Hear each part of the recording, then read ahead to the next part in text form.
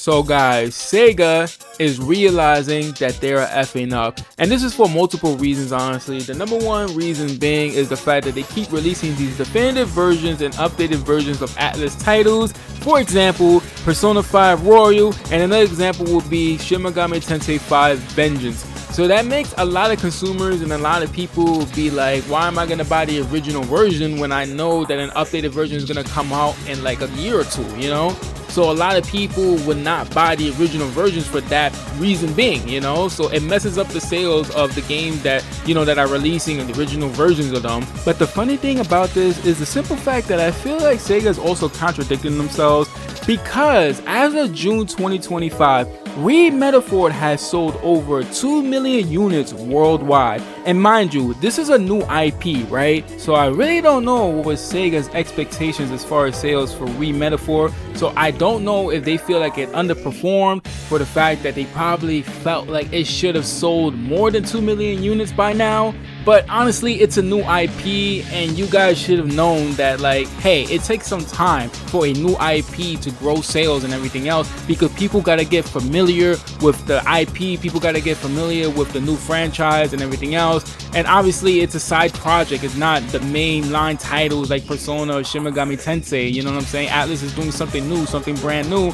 and they're gonna expand this universe of Metaphor in the future. They're obviously gonna make a Metaphor 2 or something like that in the future. I'm pretty sure they are. And if they do an updated version of Metaphor, this is dumb shooting themselves in the foot. Like, they could just do a DLC update or something like that. Like, you know what I'm saying? Just do something like that. Like, we don't need any more like re-releasing a title with like updated things and all this other stuff. We don't need that anymore, because you're charging us $40 or $50 for basically the same game, just with updated things, when you could just make a whole update, a whole DLC update or something like that along the lines. I mean, they are learning a little bit with the fact that they did release Episode 8 Gets the Answer as a DLC for Persona 3 Reload, but then again, this DLC itself costs like $29.99, $30 or $40 even. I don't remember the original price of it, but it's still expensive, you know? It's still like buying a Persona 5 Royal or something like that, an updated game. It's like, you might as well just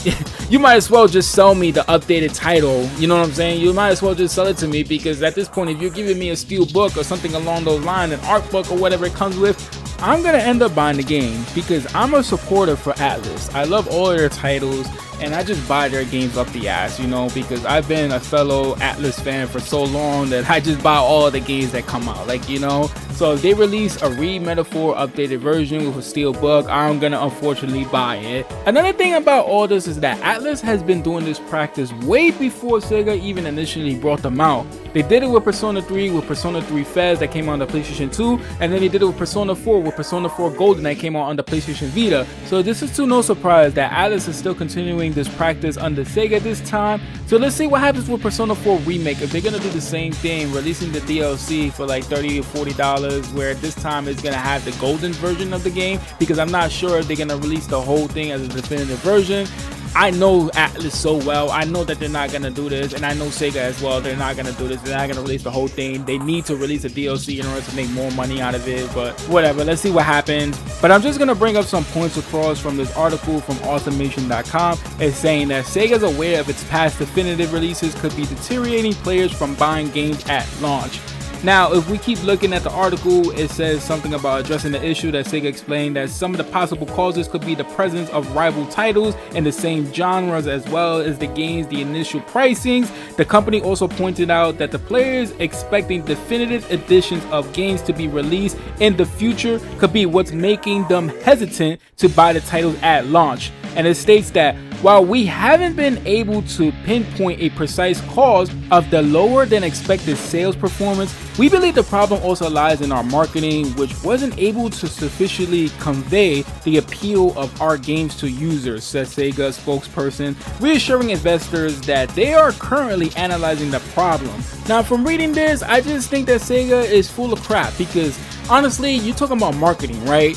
Metaphor was marketed a lot. It didn't really have a commercial or anything like that, but a lot of people knew that Atlus was making this title. It was advertised all over social media as well to buy the product, to buy the game and everything else. So to me, I feel like marketing isn't really the problem, because as you saw, Persona 3 Reload and the new Like a Dragon game that came out, Like a Dragon Infinite Wealth, they both had commercials, literally had commercials. Like a Dragon Infinite Wealth had a commercial with Drewski, for God's sakes. Like, come on.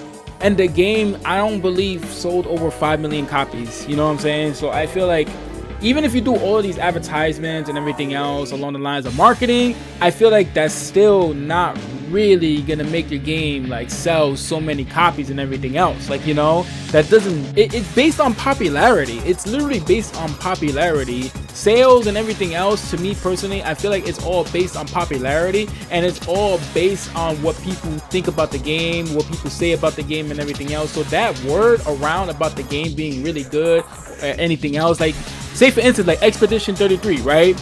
Everyone is like, oh, this game is perfect, this game is amazing and everything else, right? And guess what? Technically that game is an indie title, right? And the game has sold over 5 million copies worldwide. 5 million copies worldwide.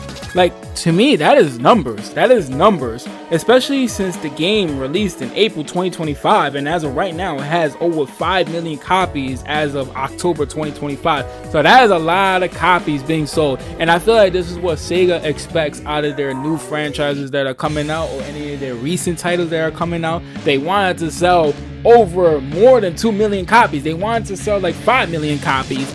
Metaphor, they probably wanted that game to sell over 5 million copies, and it didn't sold with what they expected it to sell. So now they're gonna make their priorities high. They're gonna find out what, like, how are we gonna be able to sell our games more? What are we gonna do to sell our games more? But yeah, aside from all of this definitive edition things, there's also a problem with what happened with the recent Yakuza titles that came out. They are re-releases of the same games that came out, the Kiwami versions and also Yakuza 0. So I'm gonna talk more about this in another video, but just get this, that Yakuza 0, the original Yakuza 0 that was released on the PlayStation 4, PlayStation 3, whatever the case is, that game is being delisted. So if you don't own the physical copy, it's over. You can't even play that shit on your PlayStation 4 anymore, or your PlayStation 5 or whatever. You can't even play it anymore because it's being delisted. You're gonna have to buy the definitive version. And mind you, you're gonna have to pay for the upgrade. The upgrade costs about $20. So if you have Yakuza 0 digitally or whatever, you own it digitally, you get to upgrade the game into the definitive version of Yakuza 0. So that's going to be like $20 right there. And I think the Kiwami versions, I think Kiwami 1 is free, but Kiwami 2 is like, I think $13.99 or $14.99 or something like that to get it upgraded into 60 frames per second or whatever. But it's like, come on, man. Like, Sega has these practices that I'm talking about. This is what I'm talking about. Like, these practices are kind of like toxic, you know? It's kind of like, what are you doing to the consumers? What are you doing to the people who love your franchises and everything else? It's like, this has to change. This has to change. You should have given it to us for free. Like, you shouldn't even be delisting Yakuza 0, honestly. Like, you should have just kept it there. Like, if you want to play the definitive version of Yakuza 0, then just buy it yourself or whatever. But now, since it's being delisted, now you're gonna have to buy the game probably for $49.99. You know, you're gonna have to buy the definitive version for $49.99 because that's how much it's gonna cost. If you do not own the physical copy of Yakuza 0, then it's over for you. But yeah, I'm just gonna end the video with this. Sega, you're fucking up. But yeah, let me know in the comment section what you guys think about all of this. Do you guys think that Sega is right about what they're saying? And do you guys still buy these products that come out from Atlus that are updated versions of the current titles that just come out or anything like that? Let me know in the comment section. And please remember to support me by liking this video and subscribing to my channel. I will highly appreciate it. My name is Sam Maddock, and I'll see you guys in the next video.